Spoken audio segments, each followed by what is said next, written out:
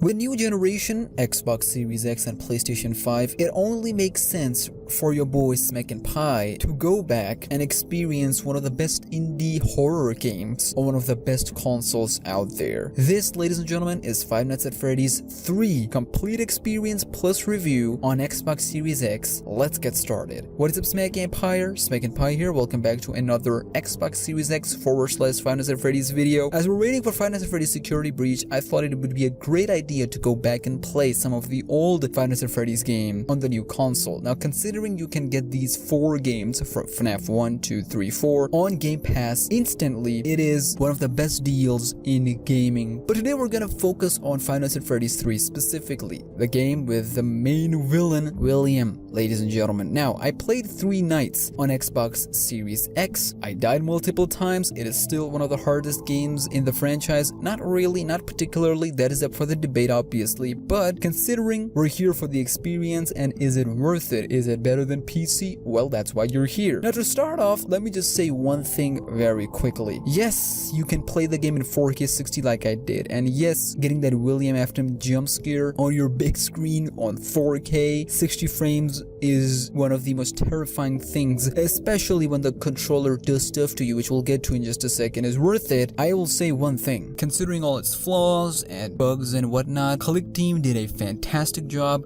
of getting these ports on console. Now, what was my experience playing the first 3 nights on Xbox Series X? Let me just say one thing off the bat, and that is the controller. Now, obviously, Xbox Series X's controller is not anything like PlayStation 5 controller with haptic feedback and whatnot. However, it does a great job of making you feel like there's a threat or danger around you. There are many things that the controller could do during the gameplay, especially when you have ventilation error or you have a camera error or audio system error. There are some things that controller can do but doesn't do. One thing it does do great is when William Afton is in facility moving in front of you. When Springtrap moves from the window side or he comes behind your monitor, it does a fantastic vibration which makes you feel like, okay, that's it.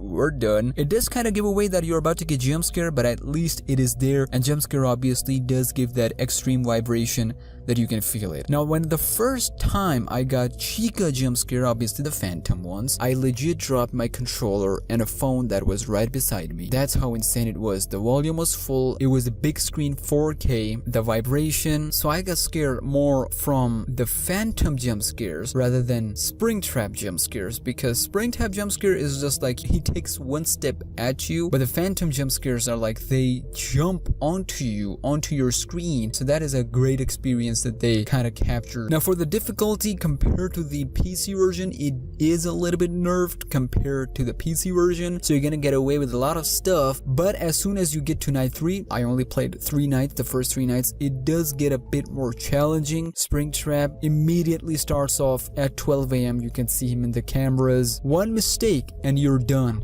just like it was in the PC port. Overall, if you want to experience Five Nights at Freddy's on console and have the best experience, Xbox Series X got you. Now, obviously, I haven't tried the PlayStation 5 version yet, but let me assure you, it is still as terrifying, it is still as scary as you remembered from Five Nights at Freddy's 3 launch days. Now, if you ask me, compare it with PC version, I'm gonna be like, choose the console version all day, every day, because the feeling is just different. You know you're stuck in this game, there's no way out, you can't hit the Windows button, Alt, there's nothing. The controller vibrations is just on another freaking level. With that being said, ladies and gentlemen, Five Nights at Freddy's 3 on Xbox Series X is an awesome yet terrifying experience, mainly because Five Nights at Freddy's 3 is one of my favorite Five Nights at Freddy's game. With that being said, do let me know, do you have Xbox Series X? Do you have Xbox in general? Have you played Five Nights at Freddy's on consoles yet? Do let me know, and I'll see you with either Five Nights at Freddy's 2 review or Five Nights at Freddy's 4, something I'm looking forward to the most. And I'll see you boys on the flip-flop inside. Subscribe now, 45K, and follow me on Twitter and Insta at @SmackNPie.